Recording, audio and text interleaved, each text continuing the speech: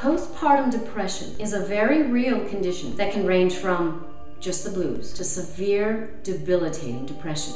Here's what happens. After you give birth or have a miscarriage, you still have those pregnancy hormones in your body for up to 6 weeks. Couple that with fatigue, lack of sleep, a screaming baby, and a broken down body. It's no wonder you're depressed. So here are some suggestions to put your mind and your body back in sync. Number 1, exercise. Strap on some sneakers and go for a walk.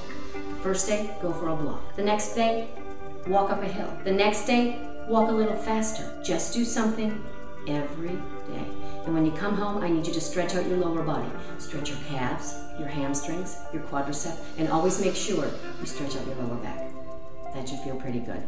Number 2, go outside. Vitamin D, the sun, has been proven to help alleviate postpartum depression. Number 3, talk about it. Talk to your partner, your sister, your best friend, your mom. Chances are she went through it too. There's no reason to be depressed and guilty about being depressed. So try my suggestions, and remember, when mommy's happy, everybody's happy. Do you have a question for our experts? Contact questions@parentsask.com, because raising kids raises questions.